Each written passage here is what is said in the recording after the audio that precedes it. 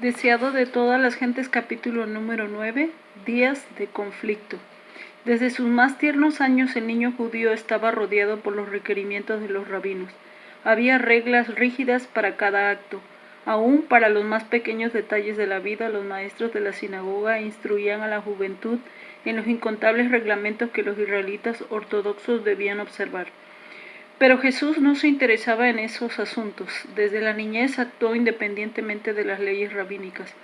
Las escrituras del Antiguo Testamento eran su constante estudio y estaban siempre sobre sus labios las palabras, así dice Jehová. A medida que empezó a comprender la condición del pueblo, vio que los requerimientos de la sociedad y los de Dios estaban en constante contradicción. Los hombres se apartaban de la palabra de Dios y ensalzaban las teorías que habían inventado. Observaban ritos tradicionales que no poseían virtudes algunas. Sus servicios eran una mera repetición de ceremonias, y las verdades sagradas que estaban destinadas a enseñar eran ocultadas a los adoradores. Él vio que en estos servicios sin fe no hallaba paz. No conocían la libertad del espíritu que se obtendría sirviendo a Dios en verdad. Jesús había venido para enseñar el significado del culto a Dios y no podía sancionar la mezcla de los requerimientos humanos con los preceptos divinos. Él no atacaba los preceptos ni las prácticas de los labios maestros, pero cuando se les reprendía por sus propias costumbres sencillas, presentaban la palabra de Dios en justificación de su conducta. De toda manera amable y sumisa, Jesús procuraba agradar a aquellos con quienes trataba, porque era tan amable y discreto. Los escribas y ancianos suponían que recibiría fácilmente la influencia de sus enseñanzas. Le instaban a recibir las máximas tradiciones que habían sido transmitidas desde los antiguos rabinos, pero él podía vérselas autorizadas en la Santa Escritura. Estaban dispuestos a escuchar toda palabra que procediese de la boca de Dios, pero no podían obedecer a lo inventado por los hombres. Jesús parecía conocer las Escrituras desde el principio al fin, y las presentaba con su verdadero significado. Los rabinos se avergonzaban de ser instruidos por un niño. Sostenían que incumbía a ellos explicar la escritura y que a él le tocaba aceptar su interpretación. Se indignaban porque él se oponía a sus palabras. Sabía que en las escrituras no podían encontrar autorización para sus tradiciones. Se daban cuenta de que en comprensión espiritual Jesús los superaba por mucho. Sin embargo, se airaban porque no obedecían sus dictados. No pudiendo convencerle, buscaron a José y María y les presentaron su actitud disidente. Así sufrió él reprensión y censura. A edad muy temprana Jesús había empezado a obrar por su cuenta en la formación de su carácter, y ni siquiera el respeto y el amor por sus padres podía apartarlo de la obediencia a la palabra de Dios. La declaración escrito está constituía su razón por todo acto que difería de las costumbres familiares, pero la influencia de los rabinos le amargaba la vida. Aún en su juventud tuvo que aprender la dura lección del silencio y la paciente tolerancia. Sus hermanos, como se llamaba a los hijos de José, se ponían del lado de los rabinos, insistían en que debían seguir las tradiciones como si fueran requerimientos de Dios. Hasta tenían los preceptos de los hombres en más alta estima que la palabra de Dios, y les molestaba mucho la clara penetración de Jesús al distinguir entre lo falso y lo verdadero. Condenaban su escritura, condenaban su estricta obediencia a la ley de Dios como terquedad. Les asombraba el conocimiento y la sabiduría que manifestaba al contestar a los rabinos. Sabían que no había recibido instrucción de los sabios, pero no podían menos que ver que los instruía a ellos. Reconocían que su educación era de un carácter superior a la de ellos, pero no discernían que tenían acceso al árbol de la vida, a una fuente de conocimiento que ellos ignoraban. Cristo no era exclusivista y había ofendido especialmente a los fariseos al apartarse en ese respecto de sus rígidas reglas. Halló el dominio de la religión rodeado por altas murallas de separación, como si fuera demasiado sagrado para la vida diaria, y derribó esos muros de separación. En su trato con los hombres no preguntaba: ¿cuál es vuestro credo? ¿A qué iglesia pertenecéis? Ejercía su facultad de ayudar en favor de todos los que necesitaban ayuda. En vez de aislarse en una celda de ermitaño a fin de mostrar su carácter celestial, trabajaba fervientemente por la humanidad. Inculcaba el principio de que la religión de la Biblia no consiste en la mortificación del cuerpo. Enseñaba que la religión pura y sin mácula no está destinada solamente a horas fijas y ocasiones especiales. En todo momento y lugar manifestaba amante interés por los hombres y difundía en derredor suyo la luz de una piedad alegre. Todo esto reprendía a los fariseos, demostraba que la religión no consiste en egoísmo y que su mórbida devoción al interés personal distaba mucho de ser verdadera piedad. Estos habían despertado su enemistad contra Jesús de manera que procuraban obtener por la fuerza su conformidad a los reglamentos de ellos. Jesús obraba para aliviar todo caso de sufrimiento que viese, tenía poco dinero que dar, pero con frecuencia se privaba de alimento a fin de aliviar a aquellos que parecían más necesitados que él. Sus hermanos sentían que la influencia de él contrarrestaba fuertemente la suya. Poseía un tacto que ninguno de ellos tenía ni deseaba tener. Cuando ellos hablaban duramente a los pobres seres degradados, Jesús buscaba a estas mismas personas y les dirigía palabras de aliento. Daba un vaso de agua fría a los menesterosos y ponía quedamente su propia comida en sus manos.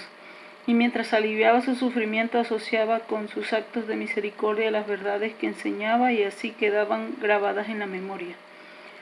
Todo esto desagradaba a sus hermanos. Siendo mayores que Jesús, les parecía que él debía estar sometido a sus dictados. Le acusaban de creerse superior a ellos y le reprendían por situarse más arriba que los maestros, sacerdotes y gobernantes del pueblo. Con frecuencia le amenazaban y trataban de intimidarle, pero él seguía adelante haciéndolo de la Escritura su guía. Jesús amaba a sus hermanos y los trataba con bondad inagotable, pero ellos sentían celos de él y manifestaban la incredulidad y el desprecio más decidido. No podían comprender su conducta, se les presentaban grandes contradicciones en Jesús. Era el divino Hijo de Dios y sin embargo un niño impotente. Siendo el creador del mundo, la tierra era su posesión y sin embargo la pobreza le acompañaba a cada paso en esta vida. Poseía una dignidad de individualidad completamente distinta del orgullo y arrogancia terrenales. No contendía por las grandezas mundanales y estaba contento aún de la posición más humilde. Esto airaba a sus hermanos. No podían explicar su constante serenidad bajo las pruebas y las privaciones. No sabían que por nuestra causa se habían hecho pobres, a fin de que con su pobreza fuésemos enriquecidos. No podían comprender el misterio de su misión mejor de lo que los amigos de Job podían comprender su humillación y sufrimiento. Jesús no era comprendido por sus hermanos, porque no era como ellos. Sus normas no eran las de ellos. Al mirar a los hombres se habían apartado de Dios y no tenían su poder en su vida. Las formas religiosas que ellos observaban no podían transformar el carácter.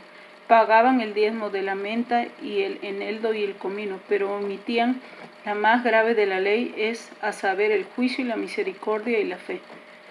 El ejemplo de Jesús era para ellos una continua irritación.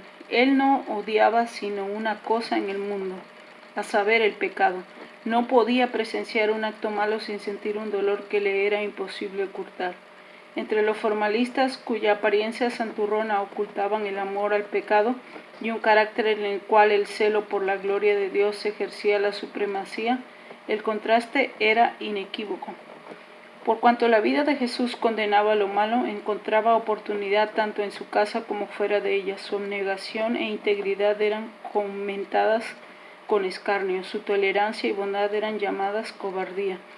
Entre las amarguras que caen en suerte a la humanidad, no hubo ninguna que no le tocó a Cristo. Había quienes trataban de vilipendiarle a causa de su nacimiento, y aún en su niñez tuvo que hacer frente a sus miradas escarnecedoras e impías murmuraciones. Si hubiese respondido con una palabra o mirada impaciente, si hubiese complacido a sus hermanos con un solo acto malo, no habría sido un ejemplo perfecto. Así habría dejado de llevar a cabo el plan de nuestra redención, si hubiese admitido siquiera que podía haber una excusa para el pecado. Satanás habría triunfado y el mundo se habría perdido. Esta es la razón por la cual el pecador obró para hacer su vida tan penosa como fuese posible a fin de inducirle a pecar. Pero para cada tentación tenía una respuesta. Escrito está: rara vez reprendía algún mal proceder de sus hermanos, pero tenía alguna palabra de Dios que dirigirle. Con frecuencia les acusaba de cobardía por negarles a participar con ellos en algún acto prohibido. Pero su respuesta era: escrito está. El temor del Señor es la sabiduría y el apartarse del mal, la inteligencia. Había algunos que buscaban su sociedad, sintiéndose en paz en su presencia, pero muchos lo evitaban porque su vida inmaculada lo reprendía. Sus jóvenes compañeros le instaban a ser como ellos, eran de carácter alegre, les gustaba su presencia y daban la bienvenida a sus prontas sugestiones, pero sus escrupulosos los impacientaba y le declaraban estrecho de miras. Jesús contestaba: escrito está. ¿Con qué limpiará el joven su camino? Guardar tu palabra. En mi corazón he guardado tus dichos para no pecar contra ti. Con frecuencia se le preguntaba: ¿por qué insistes en ser tan singular, tan diferente de todos nosotros? Escrito está: bienaventurados los perfectos de camino, los que andan en las leyes de Jehová. Bienaventurados los que guardan su testimonio y con todo el corazón le buscan, pues no hacen iniquidad los que andan en sus caminos. Cuando le preguntaban por qué no participaba en la diversión de la juventud de Nazaret, decía: escrito está: heme gozado en el camino de tus testimonios, como sobre toda riqueza. En tus mandamientos meditaré, consideraré tus caminos, recrearéme en tus estatutos, no me olvidaré de tus palabras. Jesús no contendía por sus derechos. Con frecuencia su trabajo resultaba innecesario y penoso, porque era voluntario y no se quejaba. Sin embargo, no desmayaba ni se desanimaba. Vivía por encima de esas dificultades como en la luz del rostro de Dios. No ejercía represalias cuando le maltrataban, sino que soportaba pacientemente los insultos repetidas veces. Se le preguntaba: ¿por qué te sometes a tantos desprecios aún de parte de tus hermanos? Escrito está, decía: hijo mío, no te olvides de mi ley y tu corazón guardes mis mandamientos, porque largura de días y años de vida y paz te aumentarán. Misericordia y verdad no te desamparen. Átalas a tu cuello, escríbelas en la tabla de tu corazón, y hallarás gracia y buena opinión en los ojos de Dios y de los hombres. Desde el tiempo en que los padres de Jesús la encontraron en el templo, su conducta fue un misterio para ellos. No querían entrar en controversia y sin embargo su ejemplo era una lección constante. Parecía puesto aparte. Hallaba sus horas de felicidad cuando estaba a solas con la naturaleza y con Dios. Siempre que podía se apartaba del escenario de su trabajo para ir a los campos a meditar a los verdes valles, para estar en comunión con Dios en las laderas de la montaña o entre los árboles del bosque. La madrugada le encontraba con frecuencia en algún lugar aislado, meditando, escudriñando las escrituras u orando. De estas horas de quietud volvía a su casa para reanudar sus deberes y para dar un ejemplo de trabajo paciente. La vida de Cristo estaba señalada por el respeto y el amor hacia su madre. María creía en su corazón que el santo niño nacido de ella era el Mesías prometido desde hacía tanto tiempo, y sin embargo no se atrevía a expresar su fe. Durante toda su vida terrenal compartió sus sufrimientos, presenció confesar las pruebas a él impuestos en su niñez y juventud.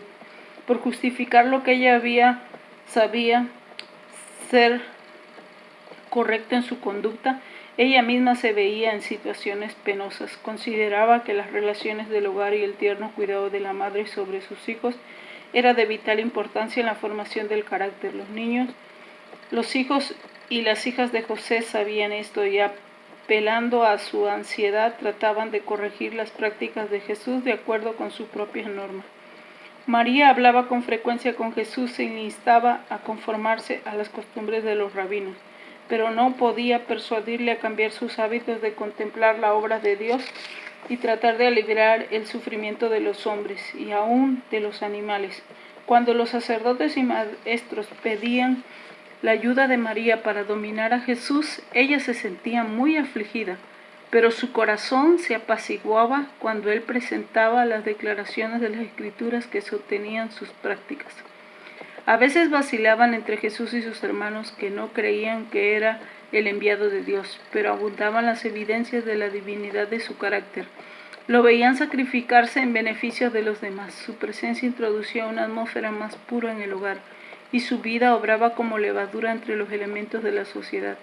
Inocente e inmaculado andaba entre los irreflexivos, los toscos, los descorteses, entre los deshonestos publicanos, los temerarios pródigos, los injustos samaritanos, los soldados paganos, los rudos campesinos y la turba mixta.